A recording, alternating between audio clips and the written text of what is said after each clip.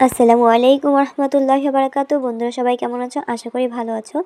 আজ আমি আরেকটা নতুন রেসিপি নিয়ে চলে আসলাম। সেটি হচ্ছে রুই মাছের মাথা দিয়ে মুড়ি ঘন্ট। খুবই সহজে তৈরি করতে হয় এবং কম সময়ে তৈরি করতে হয়, তাই বলবো বা দেখাবো এই ভিডিওতে। তো শুরু করা যাক। প্রথমে আমি মুগ ডাল ভালো মতো ভেজে নিব। লালচে লালচে করে ভাজা হয়ে গেলে মসুর ডাল, বুটের ডাল আর মুগ ডালটা ধুয়ে নিব। ধুয়ে সিদ্ধ হতে আমি চুলায় দিয়ে দিব।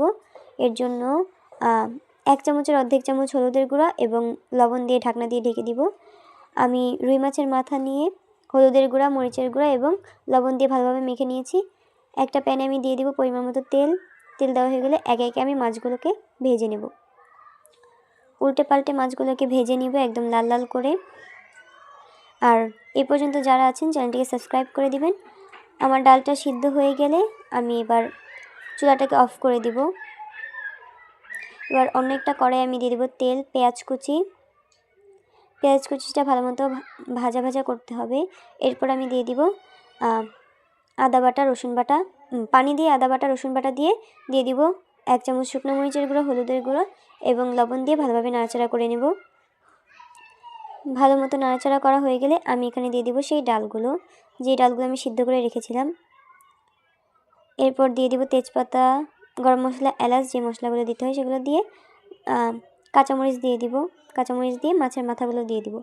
এবার ভালো মতো ড্যাব ড্যাব করে এটাকে ভালো মতো নাড়াচাড়া করতে হবে, যেন ডালটা আর মাছটা মানে ভালো মতো মিশে যায় এবং যেন মাছটা ভালো মতো না ভাঙলে তো কাটা ছড়িয়ে যাবে না মাছের। বলক আসলেই দিয়ে দিব পানি দিয়ে ভালো মতো নাড়াচাড়া করব এবং ঢাকনা দিয়ে ঢেকে দিব। 2-3 মিনিট পরপর ঢাকনা খুলে নাড়াচাড়া করে নিব একবার।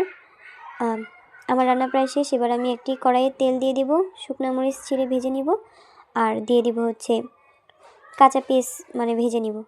ভাজা হয়ে গেলে মানে এটাকে আমরা বাগার বলে থাকি। বাগারটা দেওয়া হয়ে গেলে আমরা ভালো মতো নাড়াচাড়া করে নিব। প্রায় রান্না শেষ। দিয়ে দিব 1 চামচ ধনিয়া গুঁড়া দিয়ে একটু নাড়াচাড়া করব। তারপর দিয়ে দিব ধনেপাতা কুচি দিয়ে ভালো মতো নাড়াচাড়া করলে বলক তুলে আনলেই আমার রান্নাটা শেষ।